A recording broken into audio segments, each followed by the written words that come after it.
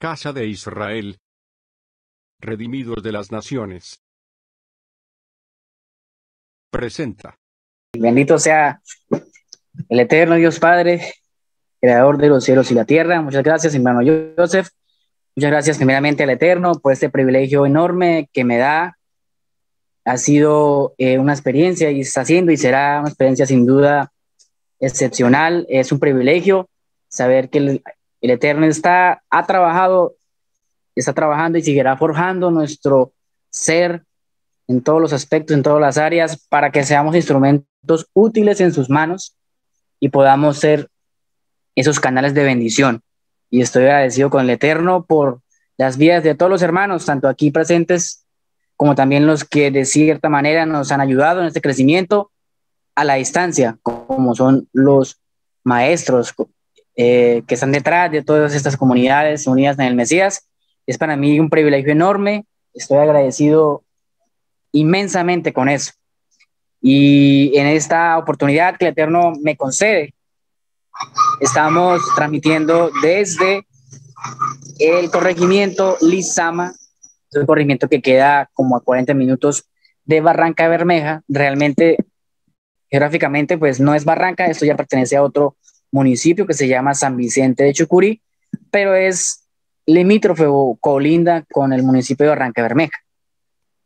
Estamos como en ese centro, y quiera el Eterno pues que por medio de nosotros y muchos más, su obra, su palabra, su mensaje sea extendido, sea restaurado, y dentro de toda esta población el Eterno pueda levantar profetas, levantar maestros, levantar jóvenes, personas adultas, en aras de establecer su reino aquí en la tierra, en aras de implementar su justicia en todas las áreas, y que podamos ser una comunidad juntamente con las demás comunidades que nos están apoyando, un solo cuerpo en el Mesías, como él mismo nos lo pidió, ¿verdad? Que seamos uno, así como él y el Padre es uno.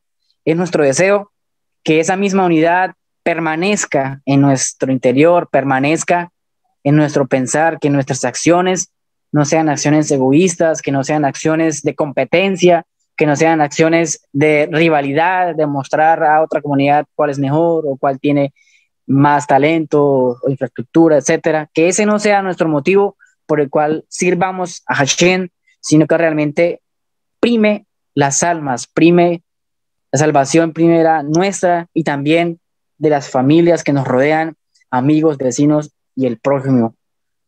Entonces, mis hermanos, gracias nuevamente, reitero, y en esta ocasión nos reúne, pues aparte del Shabbat que estamos conmemorando en este día especial, nos reúne una vez más una porción de la Torá. Recordamos que la Torá está desglosada en 54 porciones, o en hebreo parashot, y que nos corresponde para el día de hoy es la número 19. La número 19, que tiene como título Terumá. Y este título ha sido puesto por los sabios judíos dependiendo de la primera palabra que se encuentra en el primer versículo en hebreo. Por ejemplo, la primera palabra que se encuentra en la Biblia es Bereshit, por lo tanto la primer parasha se nombra Bereshit, y así sucesivamente cada porción adquirirá el nombre en hebreo que está al inicio de la lectura. Entonces esta porción se encuentra en Éxodo 25 del 1 hasta el capítulo 27 versículo 19. Le voy a pedir a mi hermano, yo sé que cuando esperamos que el internet pues no falle, pero cuando haya una intermitencia me avise por interno para estar al tanto pues de eso. Confiamos en el Eterno que nos otorgue buena red de internet. Entonces, el tema principal que contiene la sección de la Torá que leemos esta semana es la construcción del Mishkan, el tabernáculo, templo móvil, que acompañaría al pueblo de Israel en su travesía por el desierto. Dios le da la orden a Moisés, a Moshe, de que tomen las ofrendas que voluntariamente traigan los hijos de Israel para su construcción. Les dice qué elementos y donaciones tomar de entre todo lo que le traigan. La parashat Terumá representa una especie de despedida de las secciones previas de la Torá, mientras que las otras secciones principalmente constaban de narrativas y mishpatim, que son juicios, que de hecho es la paracha anterior, presentó lo que puede ser visto como una extensión de los 10 mandamientos. Terumá virtualmente ignora la narrativa en favor de las instrucciones para construir el Mishkan. Entonces, recordemos que Moisés hasta este punto de la narración, hasta en Éxodo 25, aún está en la cima del monte, está al encuentro con el Eterno le está dando mandamientos, leyes, decretos, les está dando toda una serie de constitución política, constitución para regir un pueblo, y hasta el momento pues Moisés no ha descendido a revelarles esta palabra directamente al pueblo. Es una conversación entre el Padre, entre Hashem y Moisés. Las anteriores, como lo decía ahorita, son en las anteriores parashat fue lo que comúnmente conocemos como los 10 mandamientos. En hebreo es Aseret Had Barim, que son las 10 palabras o los 10 enunciados. Luego de esto, de que el Eterno empiece a dar leyes de comportamiento tanto con él, leyes de comportamientos tanto para con el prójimo, luego él cambia el estilo de legislar o cambia el estilo en el que viene hablando y empieza a dar unos mandamientos para construir algo físico, para materializar algo que está en su corazón, que está en su mente, y le transmite esta idea bien específica a Moisés. Entonces el primer versículo del capítulo 1 habla, y dice, habló el Eterno a Moisés diciendo, di a los hijos de Israel que tomen una ofrenda para mí de todo aquel cuyo corazón le mueva a hacerlo. Tomaréis ofrenda, tomaréis mi ofrenda. Entonces aquí vemos que detrás de la palabra ofrenda encontramos el nombre de la parashat, que es Terumá. Pero, ¿cómo es esta ofrenda? ¿Qué nos está diciendo este nombre en particular? Esta es un tipo de ofrenda voluntaria que está compuesta por bienes particulares e individuales. Es una ofrenda que a la hora de ser presentada al Eterno implicaba cierto movimiento físico o ritual con los brazos por encima de los hombros por parte del sacerdote, meciéndola o alzándola hacia arriba y luego hacia abajo.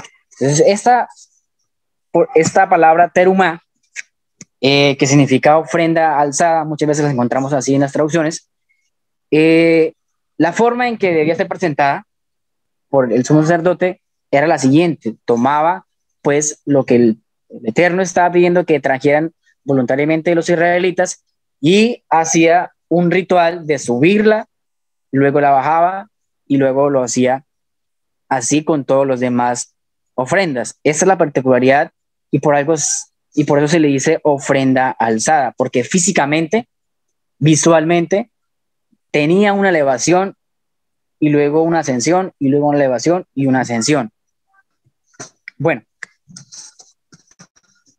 era una ofrenda, en este caso particular, era una ofrenda que el Eterno pedía, aunque el Eterno dice que debería ser una ofrenda que disponga en su corazón, no deja a la merced o a imaginación del hombre el tipo de ofrenda que él pide. Da un listado de 15 cosas, entre las cuales hay metales, madera, pieles de animales. Eso está desde el verso 3 al verso 7. Vamos a leerlo. Y esta es la ofrenda que tomaréis de ellos: oro, plata, bronce, tela azul, púrpura y escarlata, lino fino y pelo de cabra, pieles de carnero teñidas de rojo, pieles de morsopa y madera de acacia, aceite para el alumbrado, especies para el aceite de la unción y para el incienso aromático, piedras de ónice y piedras de engaste para el efod y para el pectoral, y que hagan un santuario para mí, para que yo habite entre ellos, conforme a todo lo que te voy a mostrar, conforme al diseño del tabernáculo y al diseño de todo su mobiliario, así lo haréis. Entonces, a primera impresión, pudiéramos decir que el Eterno está pidiendo una ofrenda voluntaria, y a nuestra mente uno pudiera pensar que algo voluntario es algo que nos nazca, es algo de lo cual yo pueda dar. Por ejemplo, si alguien nos dice, regáleme algo que a usted le nazca darme, ¿cierto? En ese acción, lógicamente no va a ir exigido qué es lo que me va a pedir o qué es lo que me debe regalar, porque ya sería no algo voluntario. Sin embargo, vemos aquí al Eterno que está pidiendo las dos cosas. Primero está pidiendo un corazón dispuesto, está haciendo que los israelitas se muevan internamente en su corazón, en voluntad, en querer, en una motivación propia, pero también está dando el listado de las cosas que quiere que ellos den, que ellos ofrezcan. ¿Y por qué vemos esto así? Aquí vemos en primera instancia que es una enseñanza asombrosa la que vemos acá. Hachim, que nos quiere dar. Aunque parezca contradictoria la lectura, pues pide una ofrenda de corazón voluntaria, pero a la vez da y sugiere un contenido de la misma. Esto nos dice que el Eterno es un Dios de orden, es un Dios que está midiendo la voluntad del ser humano. Lógicamente el Eterno recibe todas las cosas que le demos voluntariamente, ¿verdad? La Torah también nos insta a hacer un poco más allá de la letra, a ir más allá de lo que está escrito, a ir al espíritu, y esas cosas que uno hace de más, como decía el Mesías, si alguien te dice que lleve esa carga a 1 milla, bueno, llévela 2 millas más, si alguien te pide pues que preste la carpa, bueno, no se la preste, sino que regálesela, cosas así, vemos que nuestro maestro Yeshua nos enseña, y el Eterno también está dándonos unas características de esta ofrenda, porque si somos detallistas y miramos el contenido de las ofrendas, el contenido de las 15 cosas que el Eterno está pidiendo, son cosas valiosas, son cosas particulares, son cosas individuales. En este caso, de la ofrenda de la teruma, no está hablando de una ofrenda de animal, no está hablando de una ofrenda vegetal, como sí es el caso de otras ofrendas, que en su momento lo vamos a estudiar, no es el motivo de esta enseñanza, pero está hablando de algo que el pueblo de Israel tenía en su posición, que había adquirido cuando estuvo en esclavitud en Egipto, cuando el Eterno sacó a Israel de Egipto con mano fuerte, con mano poderosa, por medio de su siervo Moisés, le pidió al faraón, y de hecho el faraón les permitió que saliesen con todo lo que ellos tenían. No se quedó nada en Israel, como lo hemos estudiado en las anteriores parashot. Esa misma ofrenda o esos mismos utensilios, esos mismos bienes materiales que tenían, el Eterno está en busca, está promoviendo que voluntariamente su pueblo empiece a dar lo que adquirió en aquel lugar, pero lo empiece a dar para un fin común, para un fin general, para un fin y para un beneficio de todo un pueblo. Vemos también que el versículo dice que será una ofrenda que tomaréis para mí, dice, tomaréis mi ofrenda. Entonces, en la palabra, aquí en este versículo 1 vemos 2 veces la palabra terumá. La primera vez que la vemos es cuando dice Dios, hijos de Israel, que tomen una ofrenda. Ahí vemos la palabra terumá. Pero al final del versículo, donde dice, tomaréis pues mi ofrenda, ahí también está la palabra terumá. Entonces tenemos 2 veces la palabra terumá, y en la última vez está conjugada con un posesivo que el Eterno dice que es mi ofrenda. Entonces, haciendo un estudio, haciendo un análisis profundo, realmente lo que el pueblo de Israel tiene en su posesión y que el Eterno está pidiendo que voluntariamente den, es algo que es de Él, es algo que Él les permitió tener, es algo que Él en su potestad hizo para que ellos no salieran con las manos vacías, sino que saliesen con muchos bienes. Entonces, el Eterno hace este énfasis y nos hace recordar que todo lo que tenemos no ha sido por méritos humanos, no ha sido por simple suerte o simples circunstancias, sino que tiene una procedencia, tiene un origen, y el Eterno está pidiendo, de cierta manera, una devolución mínima para un bien mayor, del cual ya habían tenido ellos con todas esas cosas. Pues, vemos dos veces la palabra terumá, una en relación a la ofrenda que los hombres, en este caso, debían dar, y también la otra vez que aparece terumá está connotándonos de quién es la ofrenda. Y eso nos lleva a meditar profundamente y en reconocer quién es el autor y quién es el dador de todas las cosas. Y ese es nuestro creador, nuestro supremo Dios, quien hace todas las cosas posibles. Baruch Hashem. Dice, hay una diferencia de opinión entre varios comentaristas, según los sabios judíos, dicen, y los midrashim, si el episodio del becerro de oro precedió o siguió a las instrucciones de la construcción del Mishkan. Rashid sigue la opinión expresa en el Midrash que el Mishkan fue ordenado recién después de la catástrofe del becerro de oro. Por otro lado, hay otros que dicen pues que no necesariamente eso sucedió así, sino que la lectura sigue su recorrido. Bueno, si tomamos cierto pues el comentario de Rashid que dice que el Eterno cuando dio esta orden de construir el Mishkan, de pedir esos utensilios o estas partes a Israel, fue en el momento cuando el becerro de oro fue construido y puede tener alguna lógica y razón. ¿Por qué? Recordemos que Moisés duró algo más de 40 días hablando con el Eterno y en el transcurso de ese tiempo fue donde tristemente el pueblo de Israel fue impaciente, se llenó de pronto de decepción al ver que Moisés no descendía del monte y empezó pues a construir y a buscar un Dios para adorar. Empezó a buscar algo y a crear y construir algo con lo cual pudiera tener contacto directo con una deidad. Y para esto llaman a Aarón y les piden que las mujeres entreguen sus joyas y todo lo que contenía oro y plata y bronce. Y así fue como hicieron el becerro de oro. Según este comentarista dice que el Eterno, aunque estaba hablando con Moisés, sus ojos estaban en la base del monte, que era donde está sucediendo en ese momento lo del becerro de oro, este pecado gravísimo.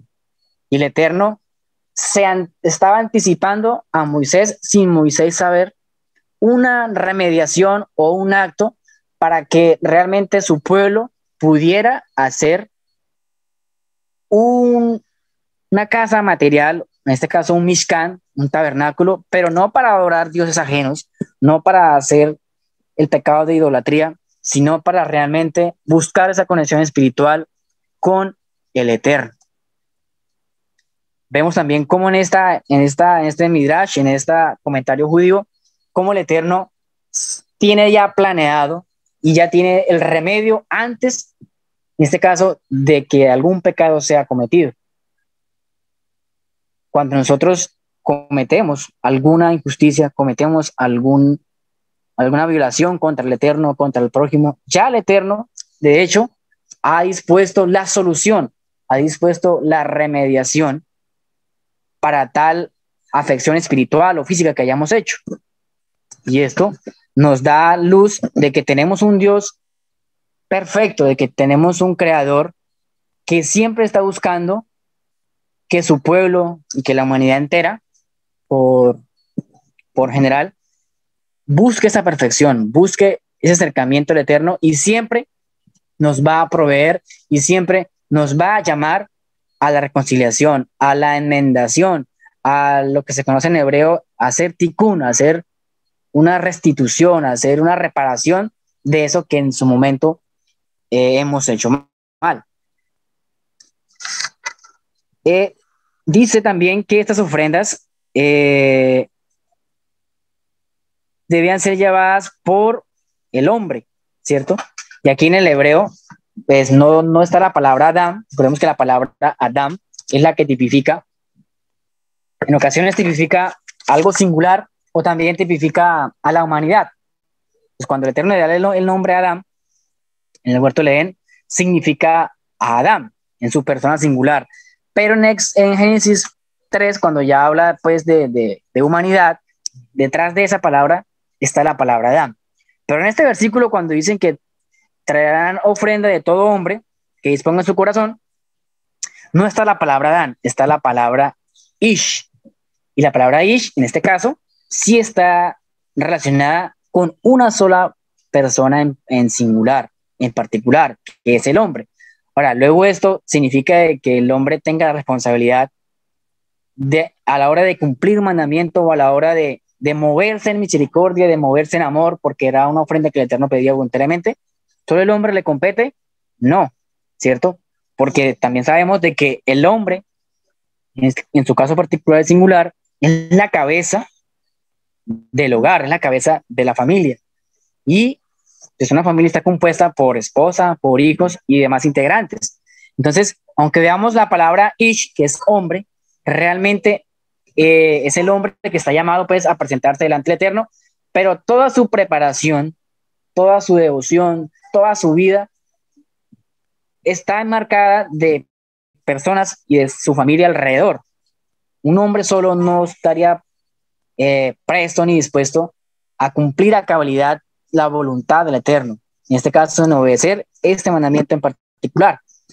Entonces, vemos de hecho que mayormente cuando el Eterno estaba pidiendo estas 15 cosas, que es oro, madera y pieles, muchas de las cosas preciadas, en este caso es el oro, precisamente no las tenía el hombre, porque sabemos que en el relato del becerro de oro dice que las mujeres se despojaron de todo el oro que tenían. Entonces vemos que para el hombre poder cumplir con el deseo de su corazón de llevar esta ofrenda, de llevar esta terumá de oro, debía apoyarse en la mujer, porque la mujer era la que tenía posesión de ese oro. Vemos una vez más cómo y qué tan gran necesidad y qué tan gran labor tienen las mujeres en el pueblo del Eterno y a la hora del hombre también cumplir con los mandamientos.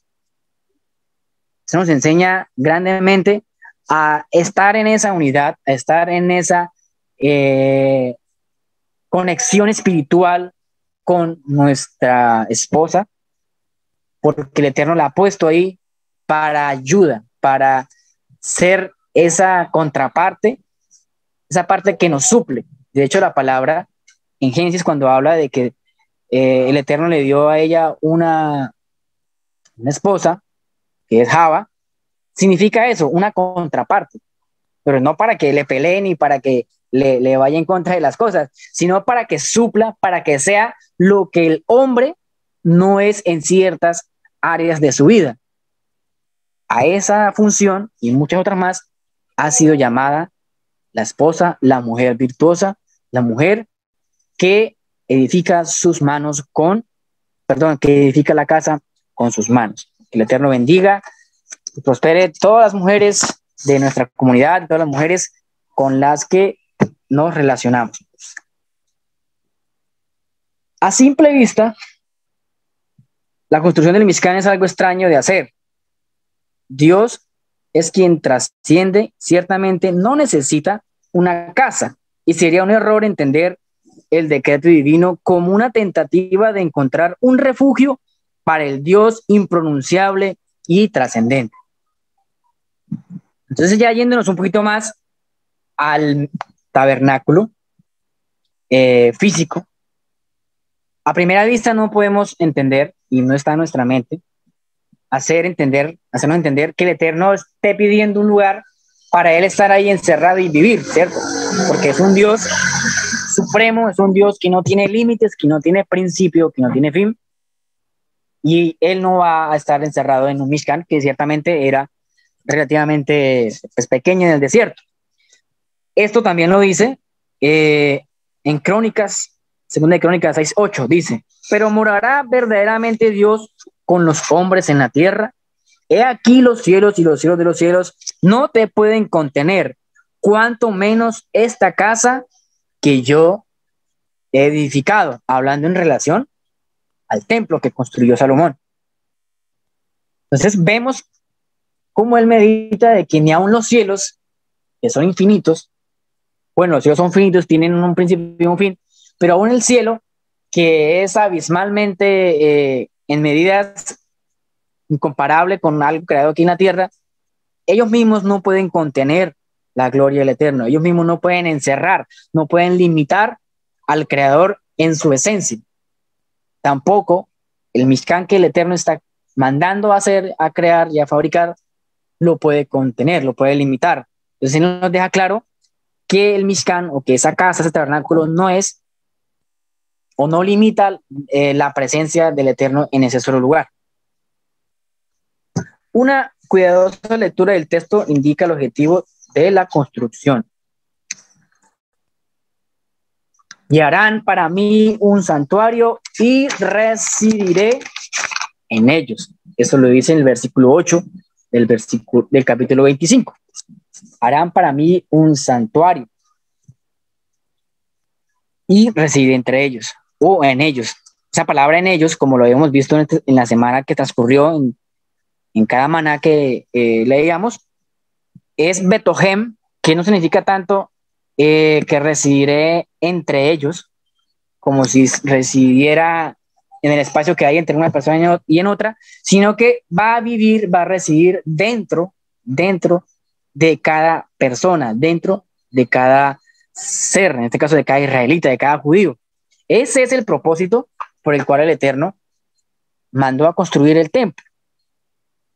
Y esto también nos puede estar dando luz a la importancia y al nivel de santidad que se le puede dar a las cosas, en este caso el tabernáculo y los utensilios, y a las otras demás cosas que sirven como medio de conexión para con el Eterno. Recibimos una enseñanza hace poco del doctor Ketriel, donde hablaba sobre medios de conexión con el Eterno y el cuidado que había que tener en no llegar a pensar y de cierta manera idolatrizar artículos materiales o cosas físicas, pensando que son ellas mismas las que nos darán esa santidad, esa kedushá, las que nos darán ese espíritu, sino que debemos tener claro de que son utensilios, son medios que el Eterno usa para que podamos tener una conexión directa con Él, más no en sí es la cosa la que es esa cosa o esas utensilios no son la fuente de poder, ellas no son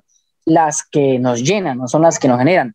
Entonces, no digo con esto de que no tengamos que tener respeto por ellas. Lógicamente sí, el Eterno pide un respeto por su templo físico y por todas las cosas sagradas, pero la línea delgada está ahí y bendecimos al Eterno que nos ha mandado esas instrucciones y nos hace ver realmente de dónde provienen las cosas y cuál es el propósito por el cual el Eterno nos las da. Inclusive, esto podemos aplicarlo también a cosas comunes. Traslademos lo que está o lo que estuvo en el tabernáculo a nuestro contexto, al siglo XXI.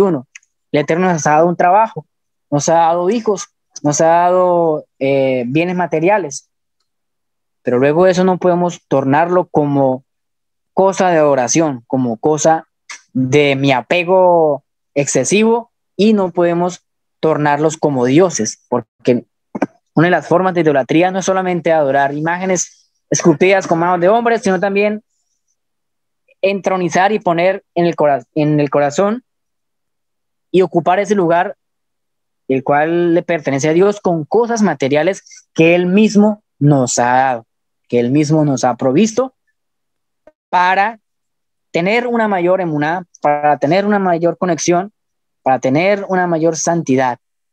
Las cosas que el Eterno nos da son de exclusivo propósito para su gozo terrenal, pero también para conectarnos con Él y con los que nos rodean. El versículo describe el resultado de la construcción. Harán también un arca, verso 10, de madera de acacia, su longitud será de 2 codos y medio, su anchura de 1 codo y medio, su altura de 1 codo y medio. Y la revestirás de oro puro por dentro y por fuera, la revestirás y harás una moldura de oro alrededor de ella. Un dato muy curioso de esta porción, de este pasaje que estamos leyendo, son las medidas incompletas o por mitad. ¿Por qué? Porque dice que el arca, en este caso ya está hablando del arca, dice que será de 2 codos y medio y su anchura de 1 codo y medio y su altura de 1 codo y medio. Entonces vemos unas longitudes o unas medidas incompletas, están de 1 y medio y de 2 y medio. Esto nos puede aludir que lo que Moisés está haciendo, tiene varias caras, pero vamos a ver una, que lo que Moisés está haciendo es una réplica del Mishkan celestial que el Eterno le mostró a Moisés. Recordemos que las réplicas siempre son construidas en medidas inferiores, son a una escala más pequeña, como cuando un arquitecto hace una maqueta de un edificio, ¿cierto? Él tiene en mente el tamaño real, la altura, las medidas y todo lo que conlleva, pero a la hora de presentarlo, de exponerlo, lo va a hacer en una escala en miniatura más pequeño, que sí conlleva a la final a la realización de ese monumento real. En este caso, el tabernáculo es el mismo evento. El Eterno le mostró a Moisés en una visión, dicen muchos sabios, el Mishkan, el tabernáculo real. Y Moisés está haciendo algo parecido. Y estas medidas incompletas pueden aludir a que la plenitud, a que existe un tabernáculo completo, un tabernáculo no con imperfecciones, no expuesto a daños por la intemperie, por los cambios climáticos, sino que existe un tabernáculo celestial que es el cual perdura para siempre, y es la morada a la cual estamos llamados a recibir. Esto lo dice en Hebreos 8:5, dice, los cuales sirven a lo que es figura y sombra de las cosas celestiales, como se le advirtió a Moisés cuando iba a erigir el tabernáculo, diciéndole, mira, haz todas las cosas conforme al modelo que se te ha mostrado. ¿Cierto? Entonces, más adelante vamos a ver otra alusión u otro significado de estas medidas incompletas. El templo de Dios, también dice en Apocalipsis 11:19, el templo de Dios que está en el cielo fue abierto y el arca de su pacto se veía en su templo.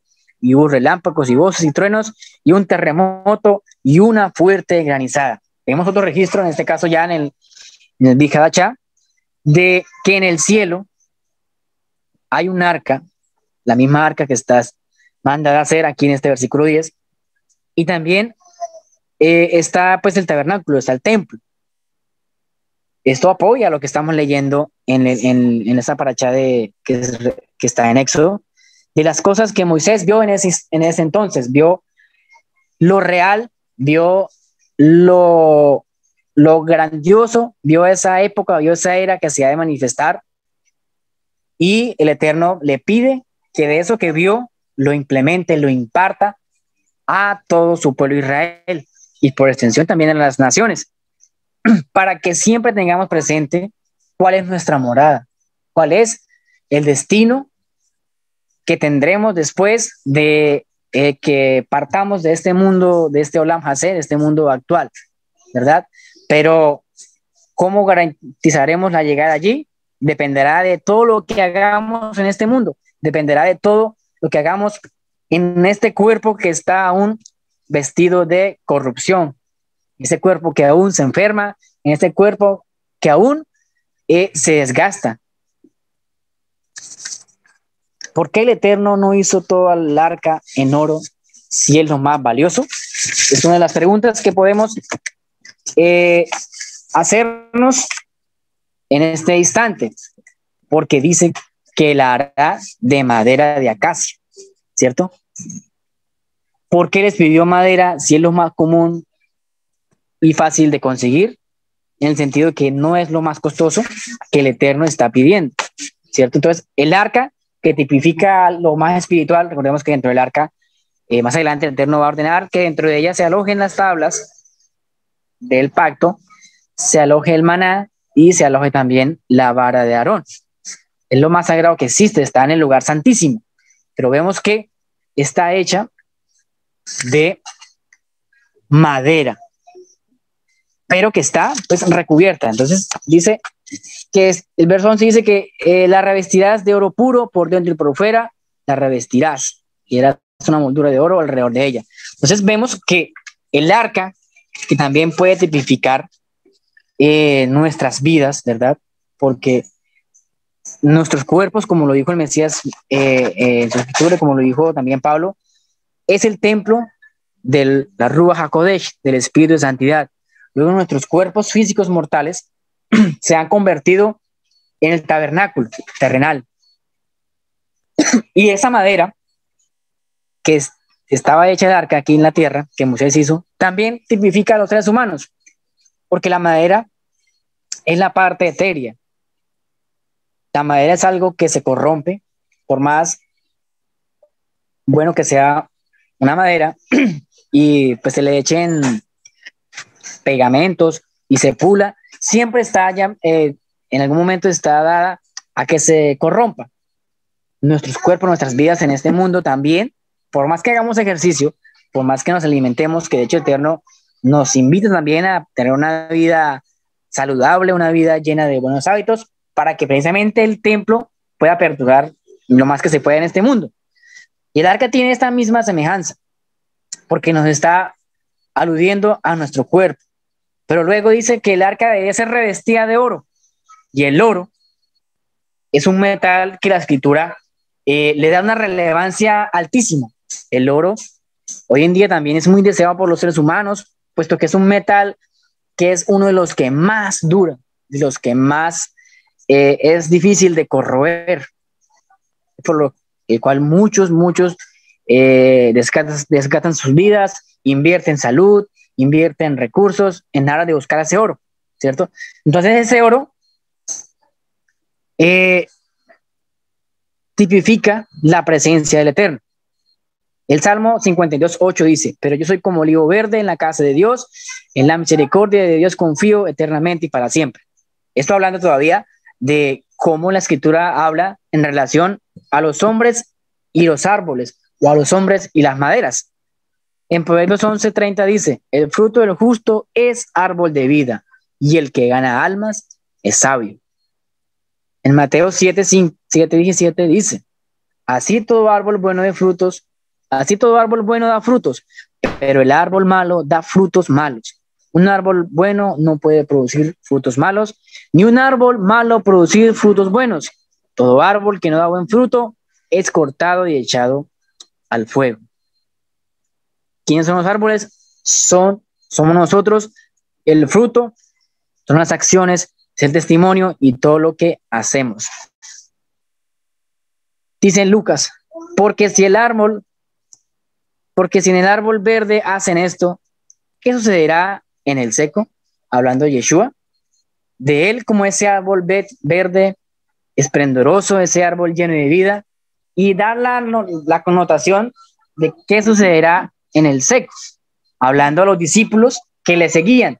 Él decía: si a mí, que tengo testimonio del Padre, que ustedes dan testimonio de mí, que no hay nada en que acusarme, ¿verdad? Aún buscan calumnias, aún buscan mi tropiezo, ¿qué no harán ustedes, que son el árbol seco, que son leña seca? Aunque hace una relación entre árboles y personas, a la hora de compararnos, no nos compara totalmente como un árbol verde, sino que nos compara como un árbol seco, como una madera seca, ¿cierto?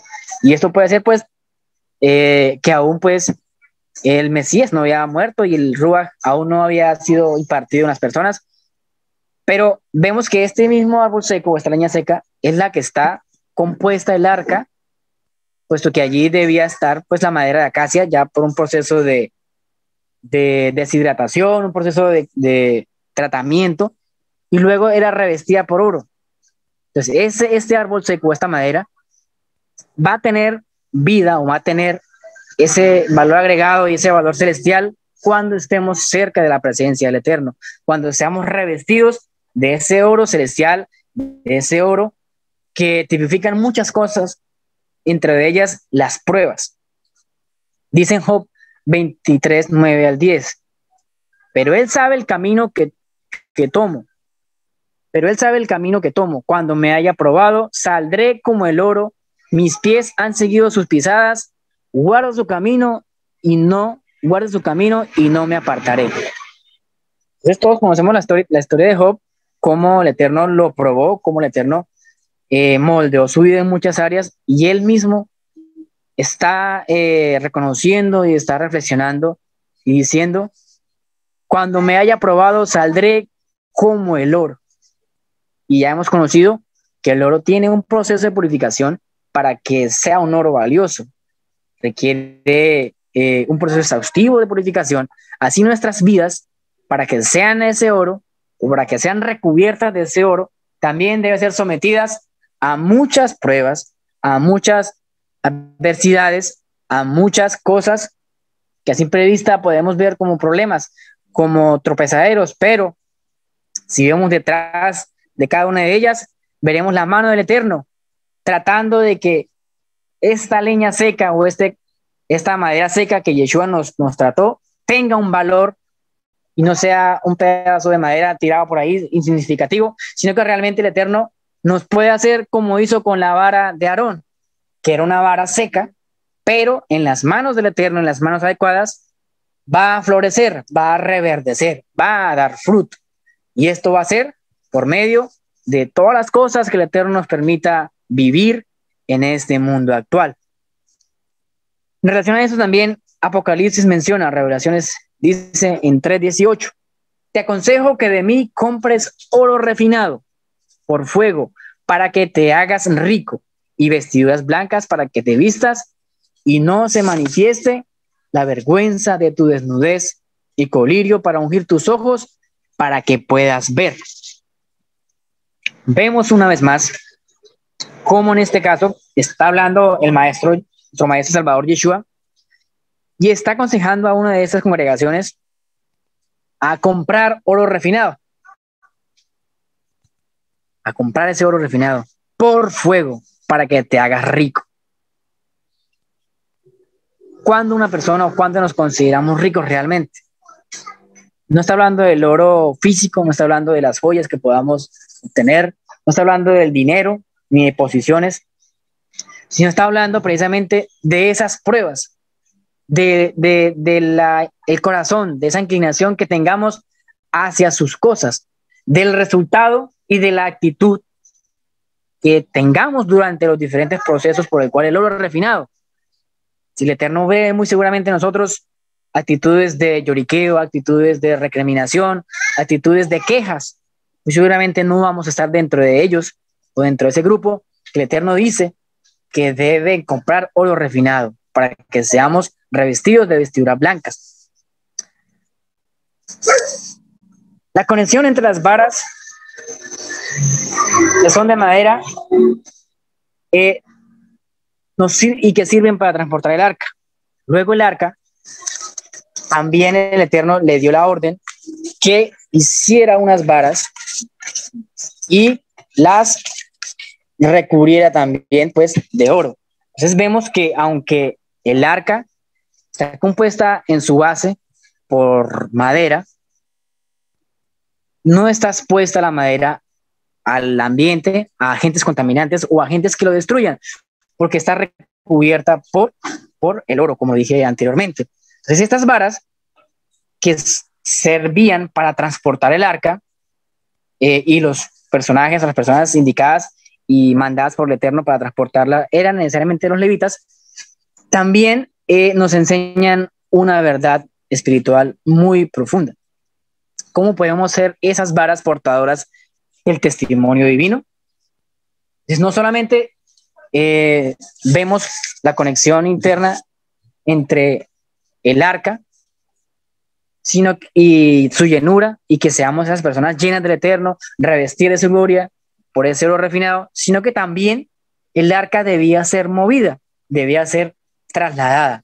Esto nos habla también a no estar conformes, a no estar quietos cuando ya nos sintamos llenos, cuando ya nos sintamos purificados, cuando ya nos sintamos completos y digamos, bueno, sí, el Eterno ya trató con mi vida, ya sé mucho, en comparación a hace un año que no sabía nada, ya el Eterno me ha dado mucha sabiduría, entendimiento, he aprendido esto, he desechado aquello y lo otro. Mi vida es como la vara de Aarón que está reverdeciendo y dando fruto. Baruch Hashem por eso.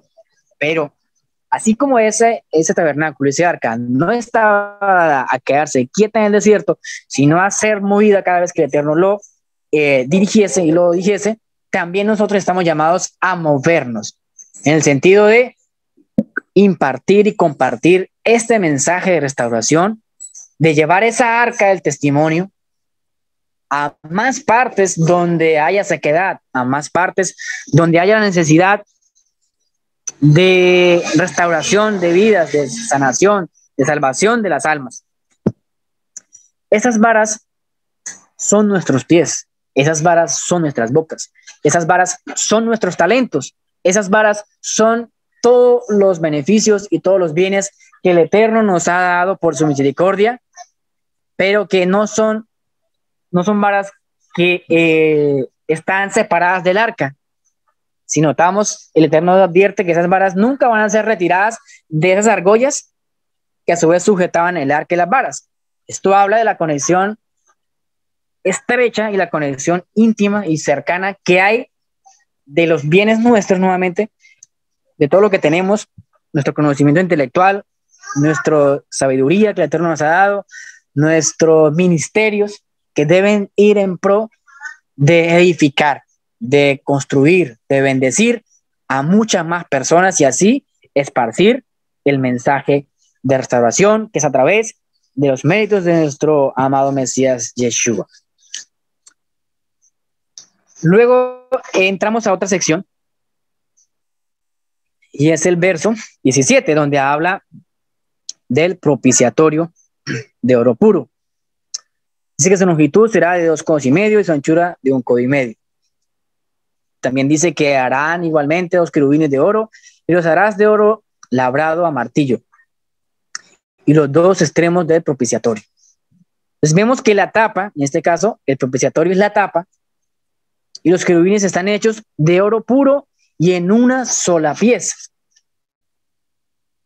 Ellos debían coger un bloque de oro después de haber fundido todo el oro que los hombres habían llevado y debían hacer una sola pieza entre los querubines y la tapa del propiciatorio, la tapa del arca. Los querubines son hechos a cincel. Explícitamente el Eterno da características que los querubines debían ser hechos a cincel y no con moldes, porque vamos a ver más adelante que el Eterno también les decía a los israelitas, a los judíos, que hicieran algunas cosas, utensilios a base de moldes, pero en este caso está hablando que esa tapa y ese querubín, los querubines sean hechos a cincel, hechos a manos de hombres.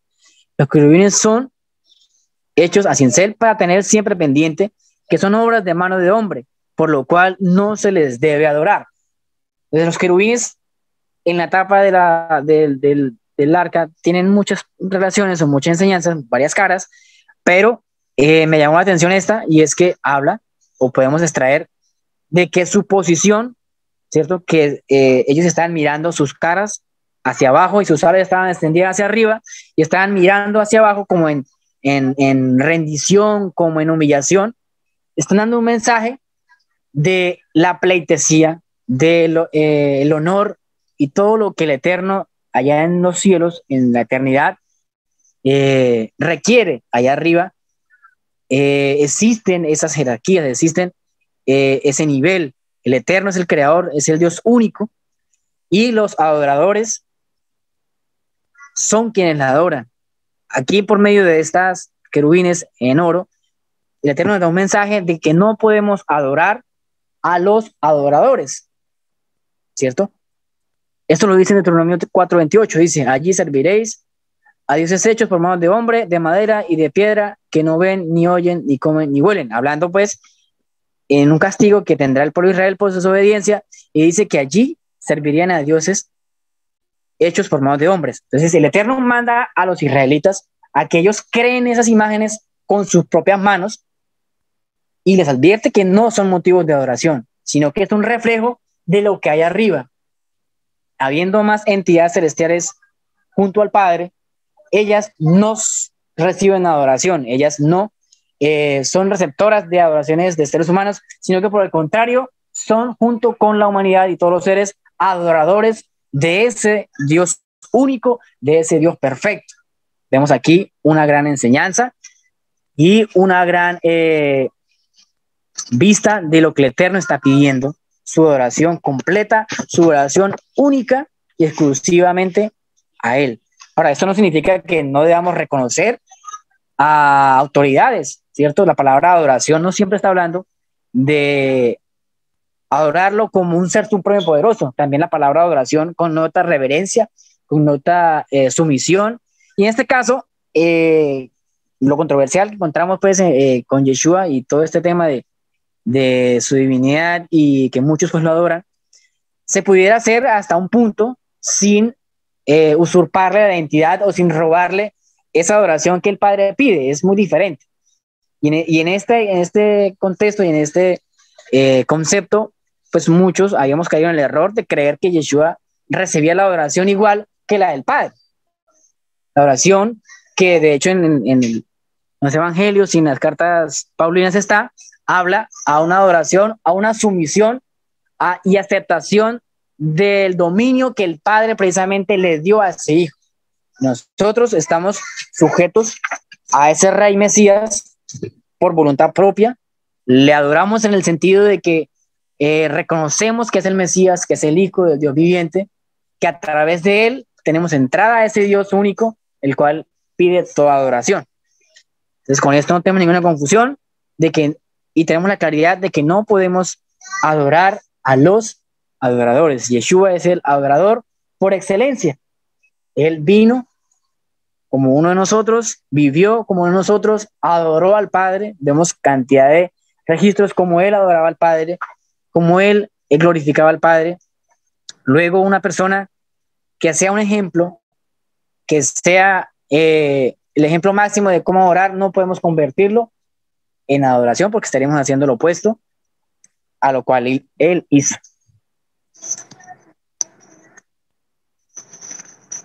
La palabra propiciatorio en hebreo es caporet, que viene de la raíz kafar, que significa cubrir, tal como se usa en Génesis 6:14, cuando se permeabiliza el arca de Noé. Entonces, vemos la función que tenía desde el hebreo, desde el significado profundo del hebreo, este propiciatorio, ¿cierto? Y era cubrir, era tapar, era de cierta manera subsanar algo, así como en el arca de Noé. La misma palabra se usa allí, que es kafar, que significa cubrir, cuando el Eterno le dio la orden a Moisés, que debía cubrir con brea toda la parte interna y externa del arca. Aquí vemos nuevamente la madera, ¿no? El arca era hecha de madera, pero necesitaba una protección, una cobertura externa y extrema para proteger precisamente de daños y que el agua pues pudiera filtrarse. Entonces vemos también la función de este propiciatorio respecto a esta palabra en hebreo. Siguiendo pues con el relato de la parashá, dice: harás asimismo una mesa de madera de acacia, su longitud será de 2 codos y su anchura de 1 codo y su altura de 1 codo y medio, y la revestirás de oro puro y harás una moldura de oro a su alrededor. Entonces esta era la mesa en la cual se ponían los 12 panes y el sacerdote debía cambiarlos por unos nuevos cada Shabbat. Entonces ahora el Eterno está diciendo, está avanzando en la construcción de este tabernáculo. Ya vemos que ha construido varias cosas y luego dispone y da la orden de construir una mesa. En hebreo es shulhan.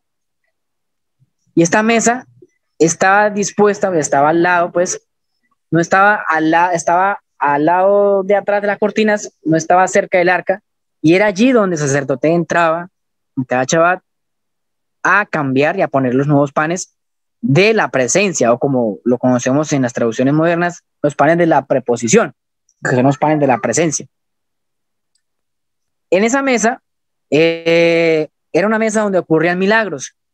Por ejemplo, un comentario de un sabio judío dice que el solo hecho de que un sacerdote comiera pan del tamaño de una aceituna le era suficiente para estar satisfecho. Entonces vemos que los panes que estaban allí, que se cambiaban cada Shabbat, eran los panes que el Eterno les permitía y era el alimento para los levitas.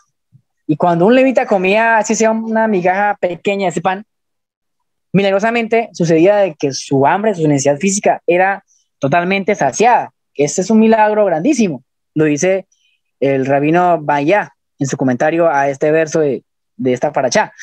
Y esto también nos hace ilusión y nos recuerda del milagro que hizo Yeshua con los panes, ¿cierto? En esta vez, sabemos de que Yeshua no era el linaje de Leví, pero él, según el orden de Melquisedec, sí era y es el sumo sacerdote. Y él realmente, que sació no solamente el hambre física de las personas en ese registro donde él multiplicó los peces y los panes, sino que también nos sacia el hambre espiritual.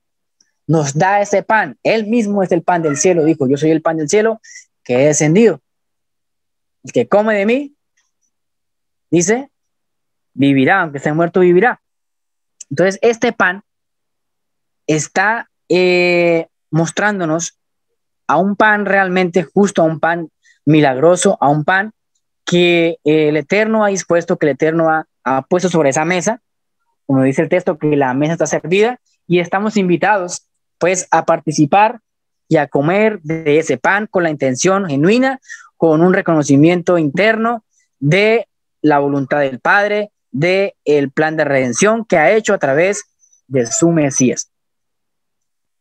El Salmo 37, 25 dice, respecto a esto, a este milagro, dice, joven fui y envejecido, y no he visto justo desamparado, ni su descendencia que mendigue pan. Nuevamente el salmista dice del milagro que el Eterno hace a aquellos justos. El Eterno concede a aquellos que se acerquen a esa mesa, a ese chulhan, a comer de ese pan. Dice que hará que ninguna de su descendencia, de su familia, de sus generaciones descendentes, mendiguen pan, que no haya carencia de ese pan, tanto físico como también el pan espiritual.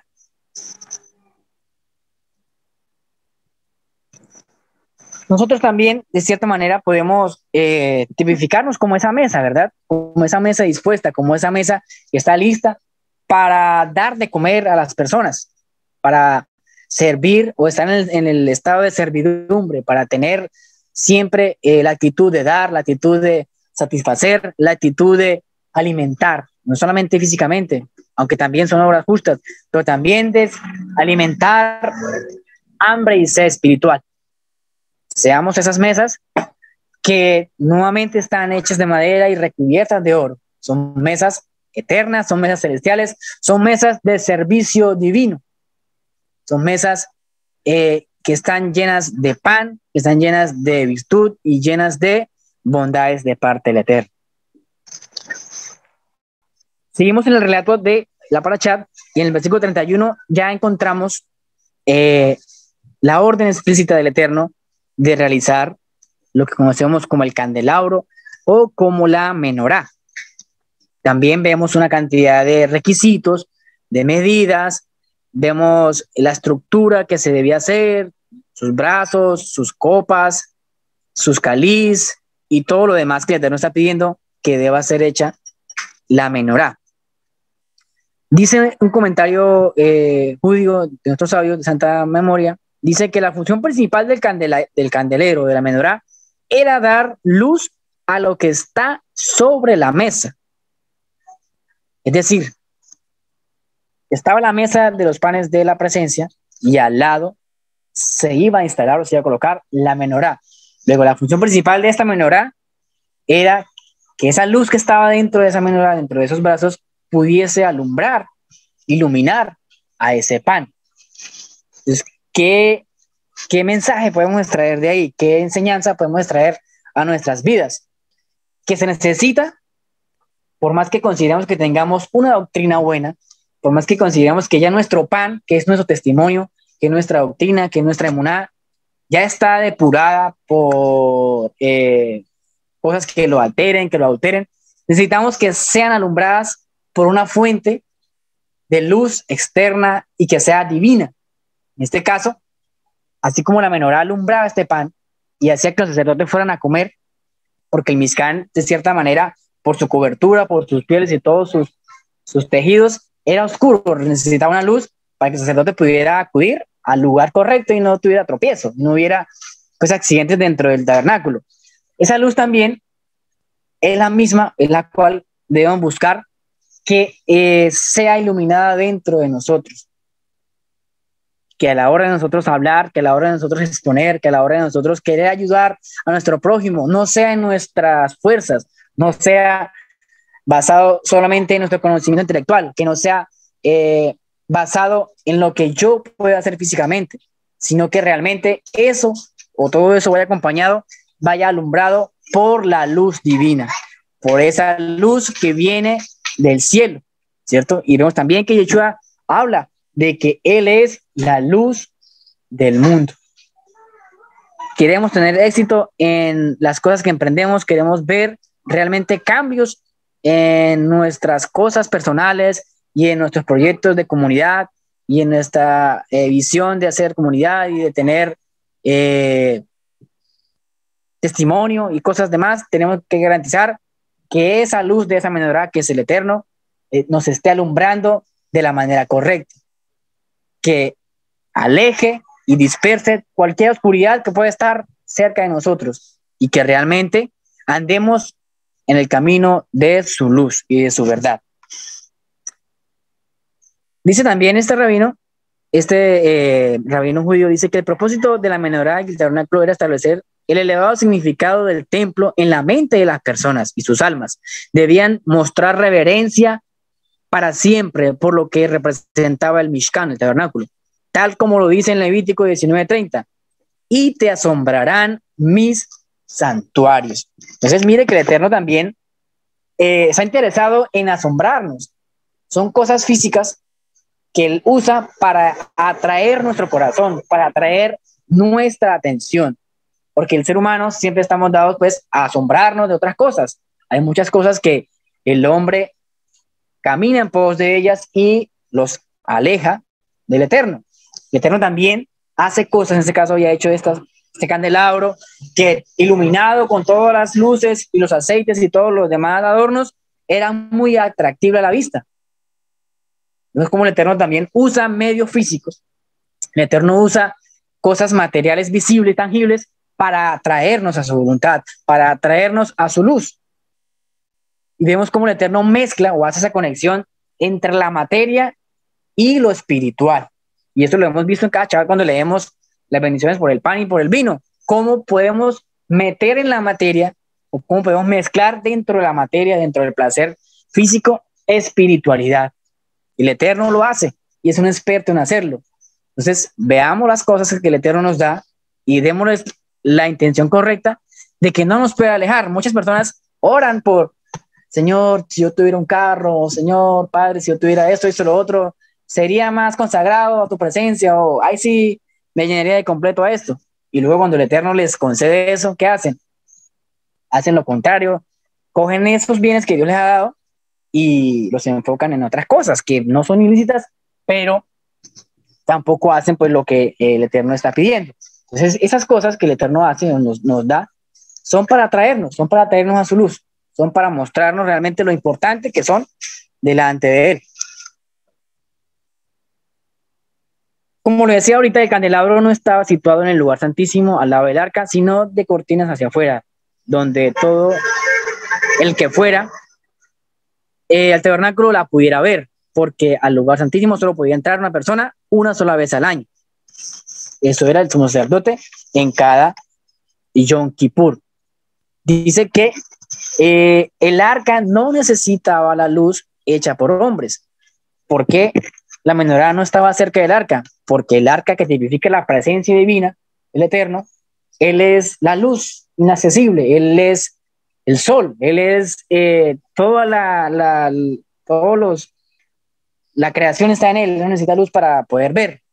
Pero la menorá, que es un destello de su luz, haciendo esa relación, es la luz que el Eterno sacó dentro de sí para revelarle a la humanidad y a su pueblo quién es Él. La Shejinah, que es la presencia del Eterno, estaba allí y era suficiente para mantener el alumbrado del arca. Entonces fíjense que el arca por sí misma ella resplandecía, no necesitaba una luz externa para resplandecerse, hablando pues del origen, de la esencia del Eterno en sí.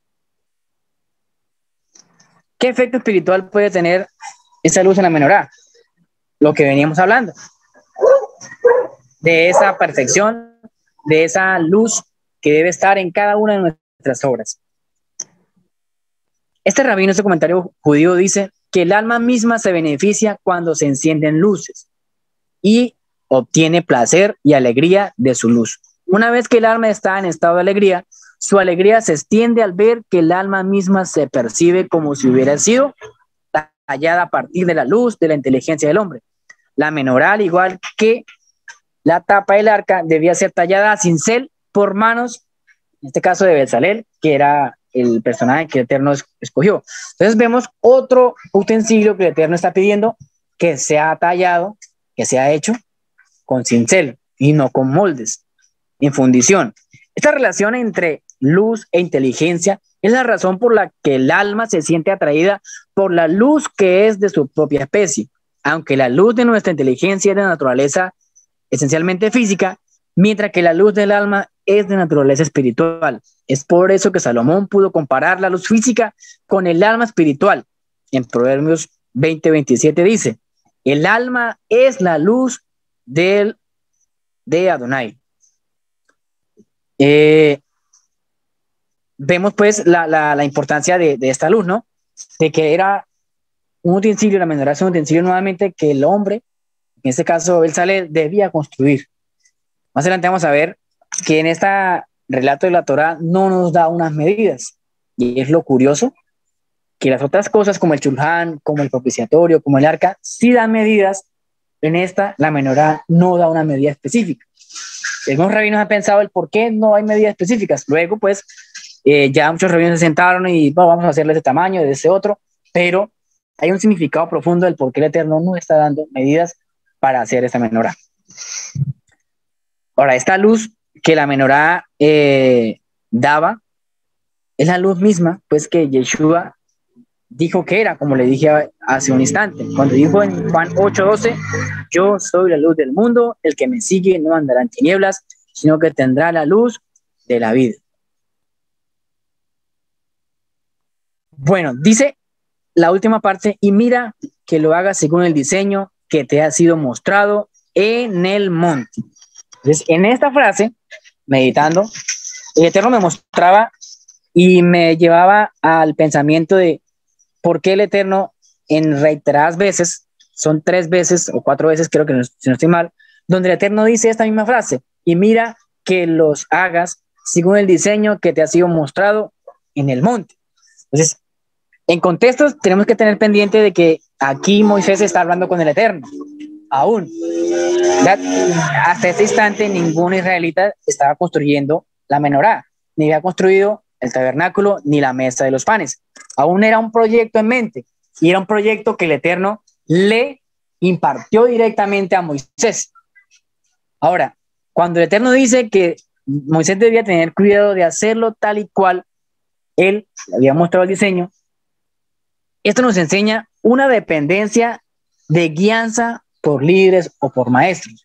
Aunque el Eterno más adelante va a escoger y va a llenar de dones, y va a llenar de habilidades para trabajar el oro, para trabajar la plata y los demás metales, ellos no podían hacer esas cosas a su imaginación y de acorde a su inteligencia, porque ellos no habían estado arriba en el monte, sino solamente Moisés. Entonces esto habla de la dependencia sana, no estamos hablando de una dependencia idolátrica, o de que si no está bien, entonces me muero, no hago nada, sino de consultar, de tener un líder visible, de tener una figura que el Eterno haya puesto, una figura humana en este caso que es Moisés, para guiar al pueblo en la hechura y en la hechura y en la materialización de este mandamiento. Esto está hablando de cómo el cuerpo del Mesías también está conformado. Está la cabeza, que es el Mesías, y los demás miembros somos el cuerpo del Mesías. Somos las diferentes personas que estamos en diferentes partes del mundo, pero todos dependemos de esa cabeza principal que es el Mesías. Ahora, si lo llevamos a un contexto más cerrado, son otras comunidades. El Eterno nos ha puesto a líderes, nos ha puesto a maestros, nos ha puesto a personas que el Eterno les ha dado una visión, les ha dado una revelación de la palabra, los ha encaminado bajo un objetivo, y nosotros somos esos agregados a esa visión general que el Eterno le ha mostrado a X o a Y líder. Lo vemos en esta sombra de Moisés y las personas que intervinieron con sus talentos para fabricar, en este caso la menorá y todo lo demás. Entonces, esto nos está hablando de no crear divisiones, de no sentirnos que porque el Eterno me bendijo con ese talento o con el otro, no necesito del líder, no necesito preguntar, no necesito asesoramiento porque me las sé todas, no. Aunque el Eterno nos haya dado dones grandiosos, ministerios grandiosos y diversos, siempre el Eterno nos está ordenando una sumisión a alguien. En este caso, una sumisión a un líder físico, a un hermano prójimo, a un hermano como nosotros, pero también nos está dando una sumisión a nuestro líder mayor, a nuestro maestro, Yeshua el Mesías. Respecto a esto, también hay un comentario del mismo rabino sobre las luces de la menorá. Denme un segundo que se me perdió el comentario, ya lo voy a leer. Capítulo 26. Okay. Bendito sea el nombre del Eterno.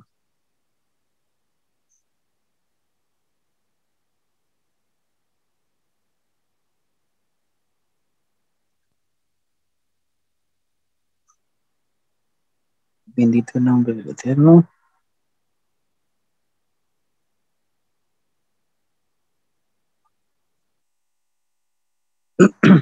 Dice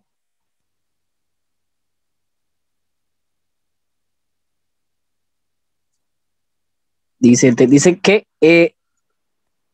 respecto al comentario de la menorá, dice: se basa que el alma misma se beneficia cuando se encienden las luces, se obtiene el placer de la alegría de luz, no, esto ya lo leí.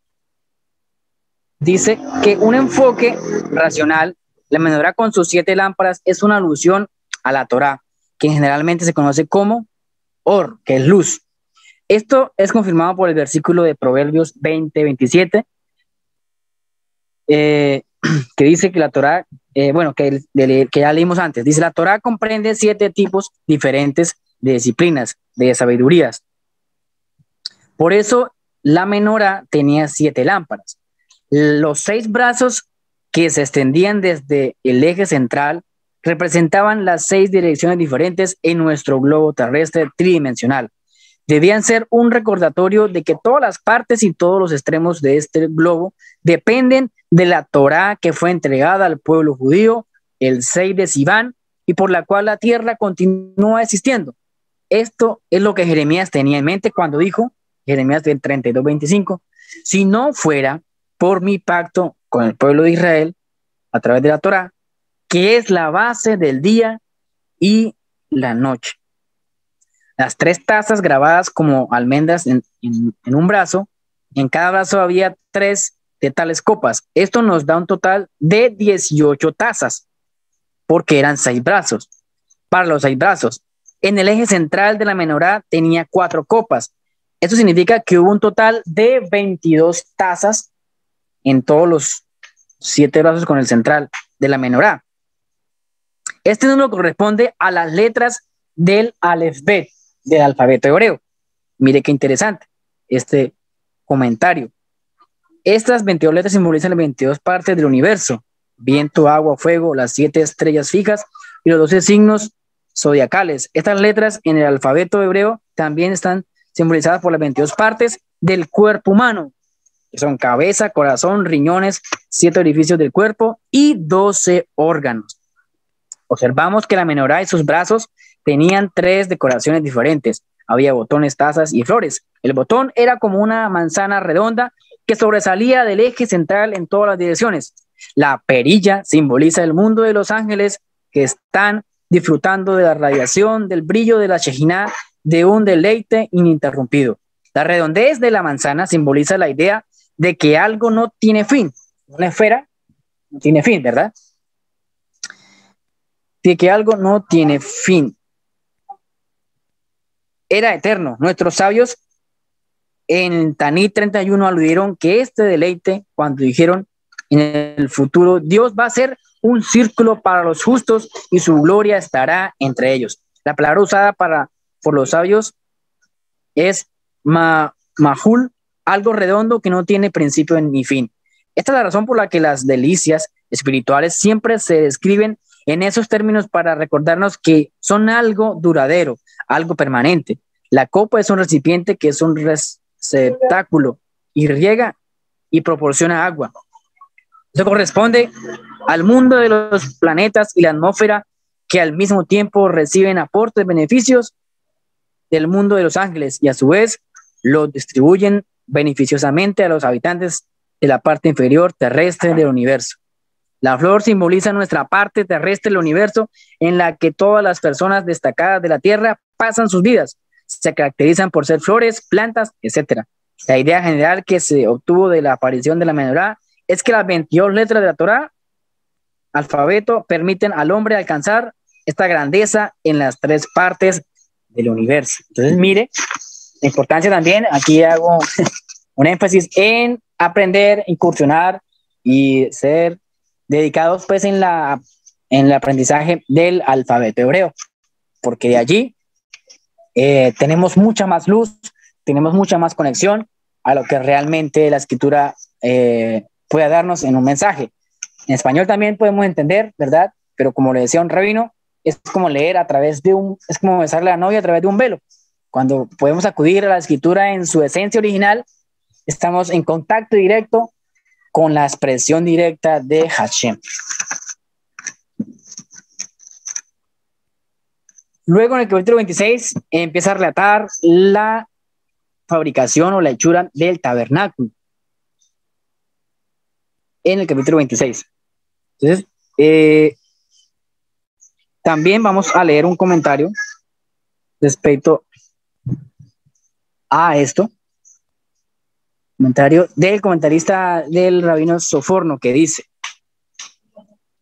la razón por la cual la Torá se refiere a estas cortinas en sentido de una residencia es porque en el espacio cubierto por ellas habían los tipos de muebles que normalmente se encuentran en una vivienda, es decir, una mesa, un armario, el arca, el arón en hebreo, y un soporte de lámpara. La vivienda fue diseñada para albergar la presencia de Dios, más comúnmente conocida como la Shejinah. Las cortinas se hicieron con los patrones de querubines tejidos en ellas, como sabemos por la descripción de la visión de Isaías, en Isaías 6:2, que él percibió a Dios rodeado de ángeles descritos como serafines. También encontramos otra descripción de un tipo similar en Reyes 1, 1 Reyes 29-19, donde el profeta Micaía describe su visión de Dios con estas palabras: vi al Señor sentado en su trono con todo el ejército del cielo de pie en presencia a la derecha e izquierda de él. ¿Qué relación tiene las 10 cortinas de lino fino o torcido?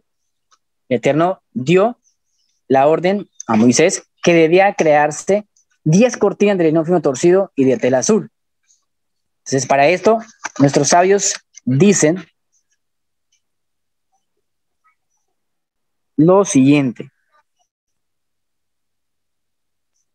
y construirás el tabernáculo con 10 tiras de tela.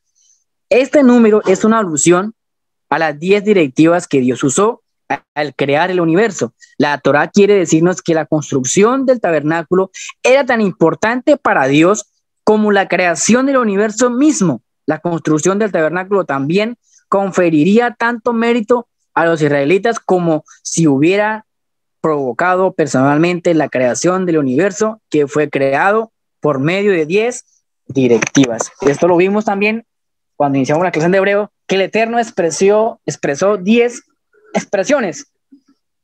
Vayomer Elohim, que significa y dijo Dios. En todo el relato de la creación hay 10 expresiones que Dios dijo directamente. Pues estas 10 expresiones también tienen alusión a estas 10 cortinas que el Eterno está mandando hacer.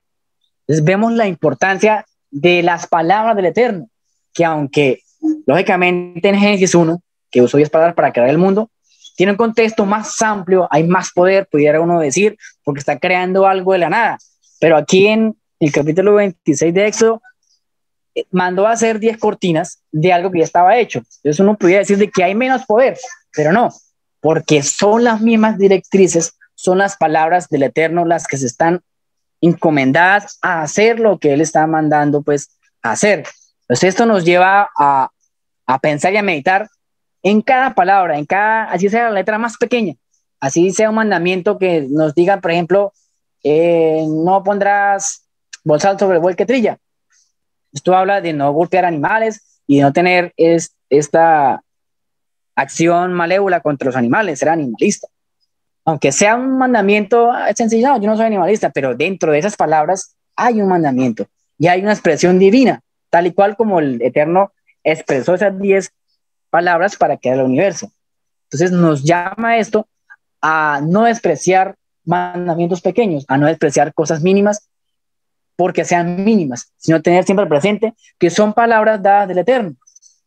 Las mismas palabras, las mismas consonantes, las mismas 22 letras que Dios usó para crear el mundo, son las mismas con las que formó después muchos más mandamientos que aunque a simple vista sean simples, valga la redundancia, debemos tener la claridad que son palabras dadas y expresadas por el Eterno mismo.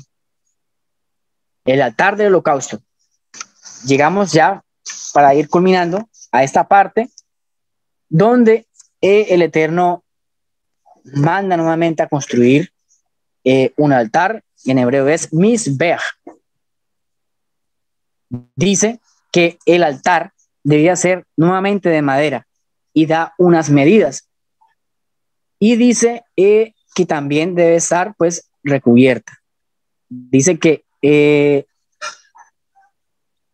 dice en el verso 3, harás asimismo sus recipientes para recoger las cenizas y sus palas, sus tazones, sus garfios y sus braseros, todos sus utensilios lo harás de bronce. Le harás un enrejado de bronce en forma de red y sobre la red hará 4 argollas de bronce en sus 4 extremos y las pondrá bajo del borde del altar de manera que la red llegue hasta la mitad del altar. Harás también varas para el altar, varas de madera de acacia y recubiertas de bronce. Entonces vemos aquí dos materiales, que es la madera, que ya hemos hablado, que nos identifica a nosotros, y también vemos el bronce. Ahora, ¿qué nos puede decir esto de este altar del Mesías, de Yeshua? Entonces, finalmente tenemos, después, seguidamente de esto tenemos lo que es el atrio, ¿cierto? El Eterno en el verso 19 del capítulo 27 manda a Israel, a Moisés, a construir también un atrio. Y también vemos las mismas especificaciones, vemos madera y vemos bronce. El bronce en hebreo es la palabra Nahoshet, que viene también de la palabra Nahash, que es serpiente. Y también tiene otros significados. Bueno, en Juan 3, 13, dice, nadie ha subido al cielo sino el que bajó del cielo.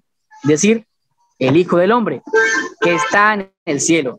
Y como Moisés levantó la serpiente en el desierto, así es necesario que sea levantado el Hijo del Hombre, para que todo aquel que cree tenga en él vida eterna. Entonces, el bronce, que es un material también metálico, es el material con el cual Moisés levanta esta serpiente y todo aquel que mirara a esta serpiente podía ser librado del dolor y podía ser curado de aquellas enfermedades que padecían los judíos en el desierto.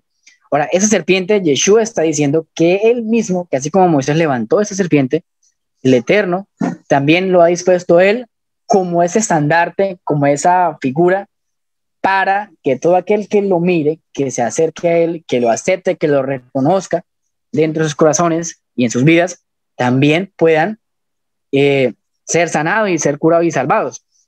Entonces vemos la relación de este altar, que particularmente el Eterno no manda que sea recubierto en oro, como si las otras partes del tabernáculo estaban recubiertas en oro, sino que están recubiertas en bronce. Y el bronce, como lo dije ahorita, está relacionado con el Mesías, con esa serpiente, en este caso, que es la buena, ¿no? La que Moisés levantó. Para dar conclusión a esta porción, ¿Cómo podemos vernos involucrados en estas características del arca, la mesa y el altar? ¿Qué podemos aprender de estos registros bíblicos tan antiguos y que no fueron dados directamente a mí? Entonces, alguien podría decir, no, pero es que, bueno, sí, pero esos son mandamientos que fueron dados en esa época inicial, en esa época de piedra, y hoy en día nosotros no podemos hacer eso, es verdad, pero nosotros, como lo hemos venido haciendo, extraemos enseñanzas, extraemos principios espirituales, principios y valores que podemos aplicar a nuestras vidas. Podemos ver que estos tres utensilios, que es el Aarón, el arca, el Shulchan, la mesa, y el Mizbeach, que es el altar, cada uno tiene una corona de oro alrededor. El Eterno mandó a construir coronas alrededor de estos tres. Estas tres coronas, según los sabios judíos, significan las tres coronas que tiene el pueblo judío. La primera, el arca y su corona, significa la Torá. El arca o la corona del arca significa la Torá, porque ahí estaban las tablas de la Torá y el maná y la vara de Aarón. El Shulchan, que es la mesa, significa la corona del reinado, el Malhut. La mesa habla de un reinado. Y el Mizbeach, que es el altar, significa la corona de sacerdotes, porque en esa mesa era donde los sacerdotes iban a hacer pues lo de los panes y todo lo demás. Entonces, si miramos un poco las medidas de estas tres utensilios, dice que el arca de la alianza, sus medidas eran incompletas, medida 1 y 1,5 de largo, por 2,5 de ancho, por 1,5 de alto. Entonces, eran medidas incompletas la del arca. Las medidas del Mizbeach, que es del altar, todas eran completas. Estas sí decían que debían tener 1 de largo, 2 de ancho y 1 de alto. Las medidas del Shulchan, de la mesa, que era donde estaba el pan, eran una mezcla de medidas completas y de medidas incompletas, porque dice que era por 1,5 de alto, por 2 de largo y por 1 de ancho. Entonces, ¿qué nos enseña esto? ¿Qué podemos ver en esas medidas? Que pudiera uno decir, no, pero esas medidas son normales. A él se le antojó hacerlas así, pero de eso, que son palabras de Eterno, como decía ahorita, hay un mensaje, hay una enseñanza que trasciende a nuestras vidas y que nos hace comprender muchas cosas.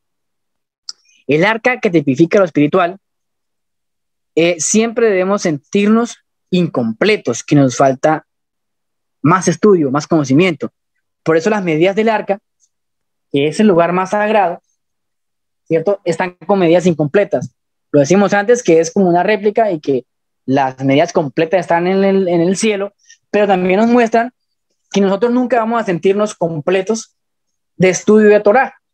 Nunca vamos a sentirnos completos de conocimiento acerca del Eterno. Y el arca está con medidas incompletas para hacernos saber de que debemos siempre tener esa necesidad de estudiar, de vivir, de practicar. Esto nos muestra pues con estas medidas particulares. El Shulchan, que es la mesa, es la parte material. La parte de las medidas completas me representan a mí. Entonces ya no estamos en la parte espiritual, que es el arca, sino ahora vamos a la parte material, que es el Shulchan, la mesa. Entonces la parte completa, porque esta era la que tenía una parte completa y una parte completa, la parte completa me representa a mí. Esto nos habla de que debemos estar siempre satisfechos, contentos y conformes con todo lo que el Eterno nos ha dado, con la familia, con la esposa que nos dio, con los hijos que nos dio, con el trabajo que tenemos, con los bienes materiales que tenemos. Siempre estamos completos, siempre debemos tener una actitud continua de agradecimiento. Esa es la parte completa de la mesa. Pero luego, ¿qué hacemos o qué significa la parte incompleta? Es el prójimo. Es de eso que yo estoy completo, debo ayudar a completar a alguien que yo sé que está incompleto. No solamente en el ámbito terrenal y material, sino también en lo espiritual. Entonces, es una invitación a ir a ser de bendición y hacer que esa persona también se sienta completa. Siempre a veces nos hacemos del lado incompleto. No, a mí me falta esto, yo estoy incompleto por esto, pero nunca nos sentimos y nos vemos en la parte completa. Siempre estamos esperando que alguien nos ayude, que alguien nos dé, que alguien se mueva a misericordia, pero el Eterno también quiere que nosotros seamos esos dadores, no solamente receptores. Y la parte del altar El Mizbeach simboliza el perdón de los pecados. Allí las medidas son completas.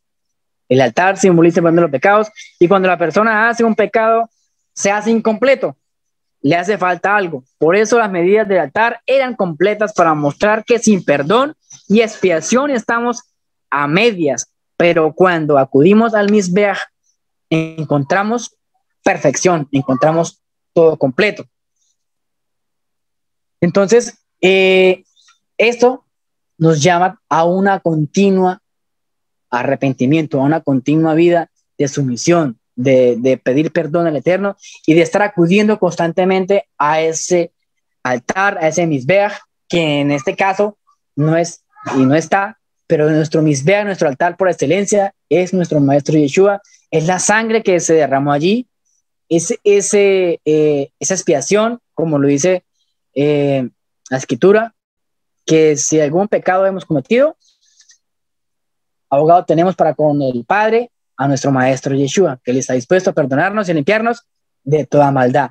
¿Y cómo estamos en perfección?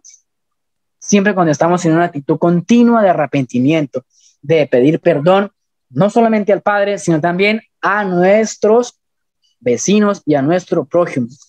Como dato curioso, tenemos que la menorá no tenía medidas. El Eterno no dijo que la menorá sea de 2 por 1, no dice nada de medidas. ¿Por qué?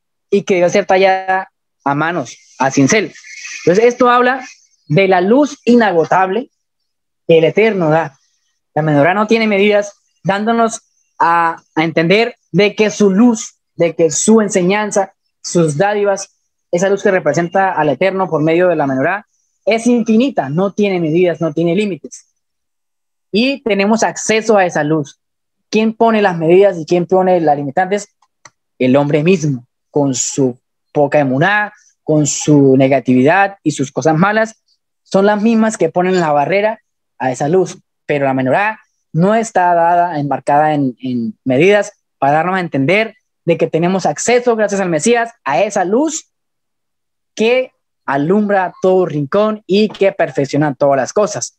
Entonces, pidamos al Eterno que cada día se nos revele, que cada día se nos muestre más y más de esa luz, que esa luz no sea solamente una luz física, sino que sea una luz espiritual, que cada día nuestros ojos se desarrollen y puedan ver espiritualmente las cosas que pasan en nuestro diario vivir, que aprendamos a tener oídos, ojos espirituales para andar de continuamente por caminos de rectitud, caminos de bondad.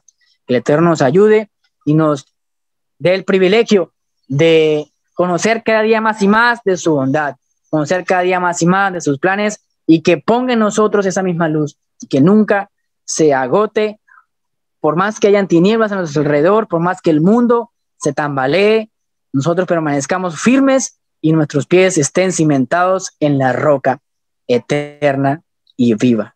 A su nombre damos honra y gloria hoy para siempre. Amén.